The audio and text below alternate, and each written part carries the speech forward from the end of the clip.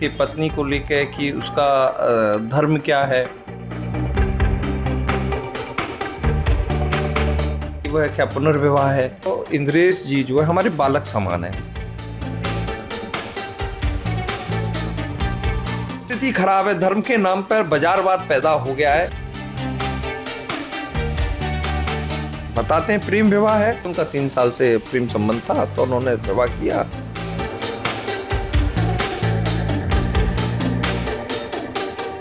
नमस्कार मित्रों, ब्रजभाव के परिवार में आपका स्वागत है। ब्रजभाव यानी ब्रज का दर्शन। आज ब्रज के बहुचर्चित चर्चाएं कथावाचक श्री इंद्रेश जी महाराज की शादी को लेकर के जो अनेकों चर्चाएं हो रही हैं, इसी को लेकर हमारे साथ में है सुधीर भैया जी, जिनसे हम इस चर्चा के विषय में बात करेंगे। राजनेताओं की शादी होती है उसमें भी इतनी चर्चाएं नहीं होती जितनी जो इंद्रेश जी कथावाचक है इनकी शादी को लेकर के जो चर्चाएं हो रही हैं। हमारे साथ में सुधीर भैया जी हैं, इनसे हम इस विषय को लेकर के आज बात कर रहे हैं हमारे ब्रजभाव पर। ब्रजभाव के परिवार में आपका बहुत बहुत स्वागत है। राधे राधे। तो सबसे पहला हमारा सवाल है इंद्रेश जी की शादी को लेकर, ये जो चर्चाएं चल रही हैं, बाजार गर्म है, क्या कुछ इसमें आपका कहना है?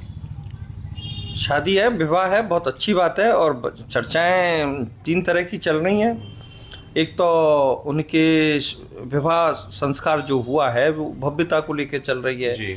एक पत्नी को लेकर कि उसका धर्म क्या है जी। एक चर्चा है कि वह क्या पुनर्विवाह है जी। अब मैं आपका अगर तीनों प्रश्न जो एक समाज में चल रहे हैं उसके बारे में अगर मैं आपको बताऊं कि अगर भव्यता की बात करी जाए तो हमारे शास्त्र ये कहते हैं कोई भी विवाह अपनी कुल परंपरा, अपनी क्षमता और सादगी से होना चाहिए। सादगी का मतलब भव्यता को अब बड़े बड़े देवताओं के विवाह बड़े भव्य भव्य हुए हैं। जी जी हैं तो उसमें भव्यता के नहीं, उसमें अहंकार और दिखावा नहीं होना चाहिए। अगर उसमें अहंकार और दिखावा नहीं है और अपने जो अतिथि लोग आ रहे हैं उनकी सुविधा के लिए अगर अच्छा स्वागत के लिए व्यवस्था की गई है। और सुनने में आया ये जो विवाह है इंद्रेश जी के कोई शिष्य हैं आमिर के जो जयपुर के, उन्होंने प्रायोजित करवाया है तो बढ़िया बात है। लोगों का स्वागत हुआ, मंगल काम था, अच्छे से हुआ। इसमें तो कोई लोगों को अगर ईर्ष्यावश कि हमें तो बुलाया नहीं था, हमारे तो इंद्रेश जी जो है हमारे बालक समान है है ना।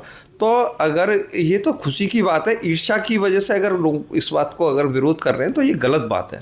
क्या शिप्रा जी का पुनर्विवाह धर्म संगत है या क्या कुछ इसमें कहना है आपको, या शिप्रा जी की शादी केवल इनके ही साथ है, या जो चर्चाएं आजकल सोशल मीडिया पर बहुत ज़्यादा बहुचर्चित हैं, तो इसमें आप कुछ कहेंगे? तो देखिए, मनुस्मृति, गरुड़ पुराण, पारसर स्मृति आदि में दाम्पत्य विच्छेद के बारे में बताया गया है।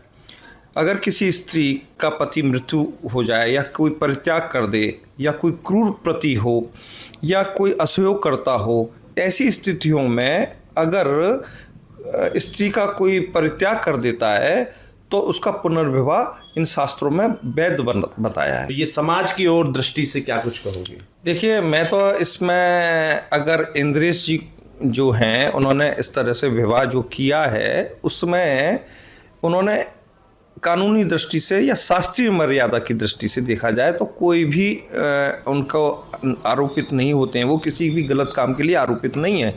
परंतु आप देखो समाज में आज की डेट में लोग वाग जो है बिना ज्ञान के, बिना अनुभव के, बिना शास्त्रीय ज्ञान प्राप्त किए कुछ भी फेसबुक पर लिख देते हैं। बहुत विरोध चल रहा है। जिस प्रकार आप देख रहे हो पहले स्त्रियां गहने पहनती थी, उनमें बहुत चमक नहीं होती थी, पर सोने को और चांदी को धारण करने का या नगों को धारण करने का एक ज्योतिषीय और शारीरिक औषधीय प्रभाव था। वो श्रृंगार में आ गया। अब श्रृंगार में आ गया तो लोग आर्टिफिशियल नकली गहने पहनने जो सोने से भी ज़्यादा, नगों से भी ज़्यादा चमकदार है।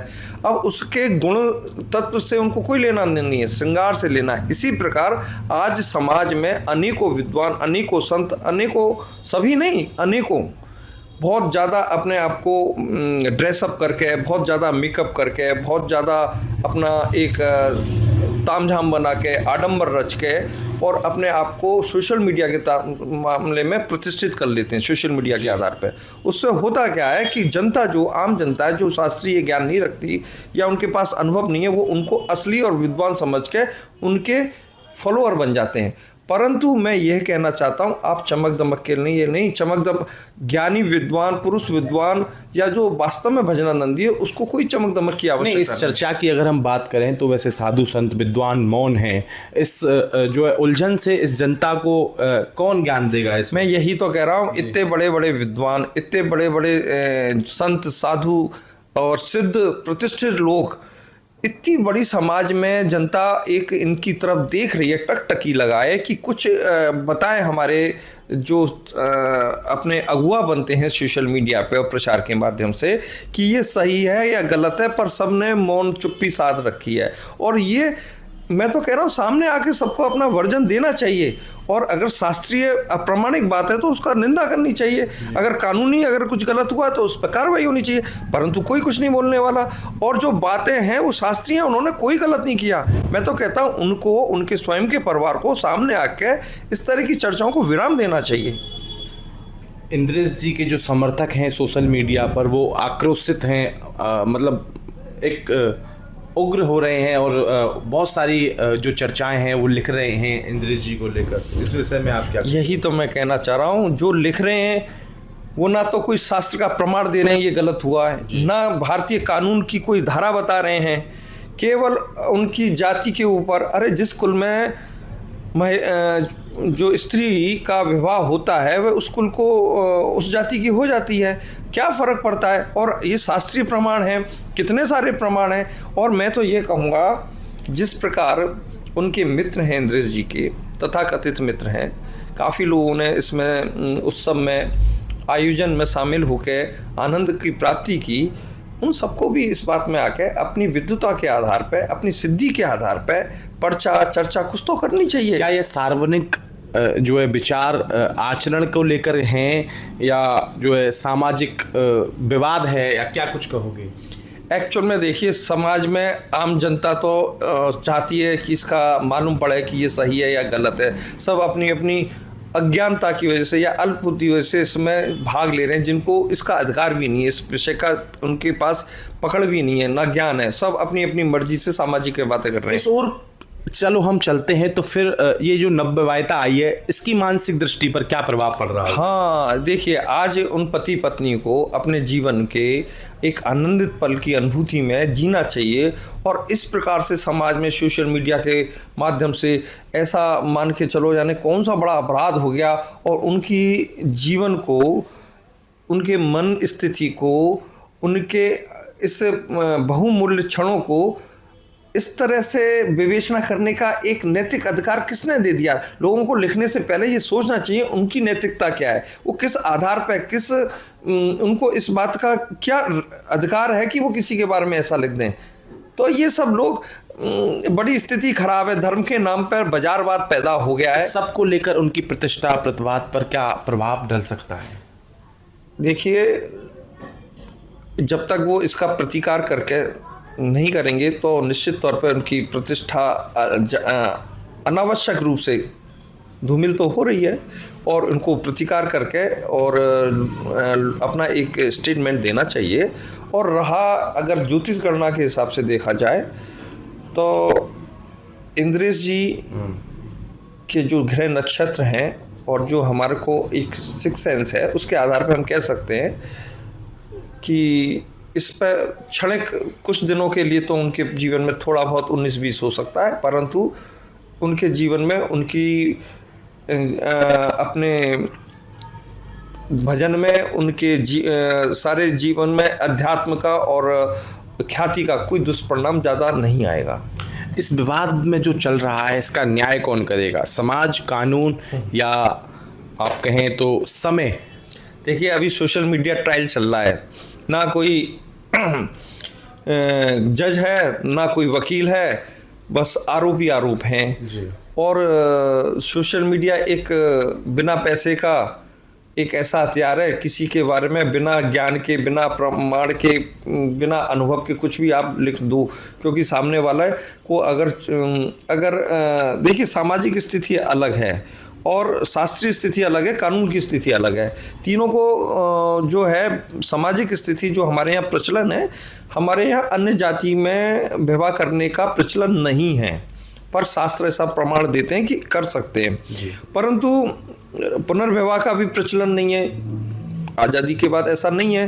तो परंतु ये लीक से हट के हुआ है, पर आप इसको शास्त्रीय या कानूनी तौर पर गलत नहीं कह सकते हैं। और परिस्थितियां तो समाज में धीरे धीरे कोई ना कोई बदलता ही है, बिल्कुल, और बदलती रहती हैं। ये तो निरंतर चलने वाला कार्य है, एक दिन में कुछ नहीं होता है। जो दाम्पत्य है उस पे इसका प्रभाव क्या जा रहा होगा? जैसे कि हम बात करते हैं कि जैसे उनकी रिश्ते में कुछ खटास का ऐसा कोई अनबन या ये सब ऐसे चलते हुए ठीक हो जाएगा? देखो, कयास लगा सकते हैं हम लोग, उनकी पारिवारिक स्थिति के बारे में मुझे अगर मालूम भी होगा तो मैं नहीं बोलूँगा कि उनका निजी मामला है, या फिर जो समय है भविष्य उनका वो समय के अनुसार तय होगा। समय केवल उनका कुछ ऐसा उन्होंने गलत नहीं किया। अगर वो अपना स्पष्टीकरण स्टेटमेंट एक मीडिया को या सोशल मीडिया पर डाल दें वीडियो, और प्रामाणिक तौर पर डाल दें, तो ये जितनी भी बातें हैं सारी शांत हो जाएंगी। और समय तो ऐसी दवा है, अच्छे अच्छे बातों को भुला देता है, तो समय आने पर सब ठीक हो जाएगा। तो उनके पिताजी ने भी ये कहा कि जयपुर भी जो है भगवान का निज घर है, निज वृंदावन है। इस विषय को लेकर आप क्या कहेंगे? इसीलिए उन्होंने वहाँ जाकर के जो प्रोग्राम किया। देखिए, जयपुर यानी राजस्थान की भूमि बड़ी पवित्र है, और हमेशा से सनातन को जयपुर की जनता ने, राजाओं ने सहायता करी है, सम्मान दिया है, आश्रय दिया है। और जयपुर राजस्थान की राजधानी है, और वहाँ का एक अगर हम कहें पूरे विश्व में अगर भारतीय परंपरा का एक अगर दर्शन होता है बड़े शहरों में, तो जयपुर काफ़ी मुगल कालीन हो या अंग्रेज़ों का काल हो या आज का काल हो, बड़ी धर्मभीरू जनता है वहाँ की। और वहाँ पे लगता है कि भारत देश का एक शहर ऐसा ही होना चाहिए। तो उसके अंदर अच्छे वाइब्रेशन आते हैं, अच्छी तरंगें आती हैं। गोविंद देव जी हमारे वहाँ पे हैं, और श्रीनाथ जी राजस्थान में हैं। ये ब्रज का बड़ा जयपुर से घनिष्ठता का संबंध हमेशा से रहा है। तो अच्छी जगह है, बढ़िया है। मतलब आपका कहने का मतलब है क्योंकि ये समय रहते हुए सब कुछ परिवर्तन में आ जाएगा, और ये जो शादी है वो सत्य है, सही है? सही है। एक सामाजिक, आपके विचार क्या हैं इस विषय को लेकर? देखिए, मेरे निज के विचार है, स्त्री जिस कुल में जाती है उस कुल की मानी जाती है। पुनर्विवाह शास्त्र अनुमति देते हैं, कानून अनुमति देता है, कोई अपराध नहीं किया उनका। अगर उनका दोनों पति पत्नियों का, दोनों परिवारों का ये निजी, अत्यंत निजी मामला है, इसमें समाज को कोई अधिकार नहीं है कि वो कथा में क्या बोलते हैं और क्या करते हैं। कथा में बोलते हैं, और उन्होंने अगर मैंने कहा ना, अगर विवाह की जो अतिथि थे उनकी व्यवस्था के लिए अगर किसी भक्त ने व्यवस्था वहाँ पे करी उनके लिए, और उन्होंने अपने लिए नहीं करी, लोगों के लिए करी। और रहा भाई, आज इंद्रेश जी जो हैं हमारे ब्रज के, सनातन के एक बड़े अच्छे वाहक हैं, और उनको दुनिया बहुत अच्छा से चाहती है। तो उसके लिए इतना बड़ा आयोजन सबके लिए किया गया, सबकी सुविधा के लिए किया गया। और एक अन्य जाति से विवाह किया, क्योंकि उनका बताते हैं प्रेम विवाह है। तो प्रेम, और वृंदावन में और राधा कृष्ण के प्रेम के लिए तो जगत उनको पूछता है। रुक्मणी और कृष्ण के मंदिर आपने कितने देखे हैं? राधा कृष्ण का प्रेम, तो प्रेम से बड़ी तो चीज़ कोई हो ही नहीं सकती दुनिया में। प्रेम का तो सारा ब्रज जो है इसकी, तो ये जो है विवाह केवल एक प्रेम के जरिए है। हाँ, प्रेम जैसा बताते हैं, उनका 3 साल से प्रेम संबंध था, तो उन्होंने विवाह किया। तो प्रेम से बड़ी तो कोई चीज़ है ही नहीं।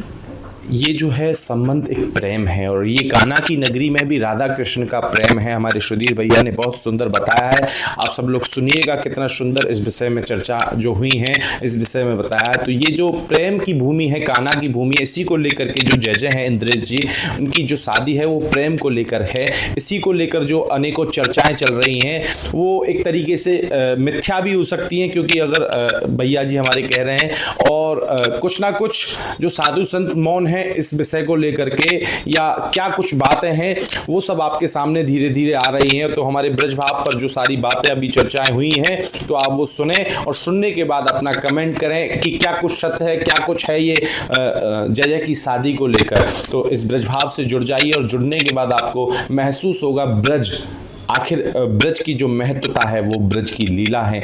ब्रज केवल राधा और कृष्ण के प्रेम से है। राधे राधे।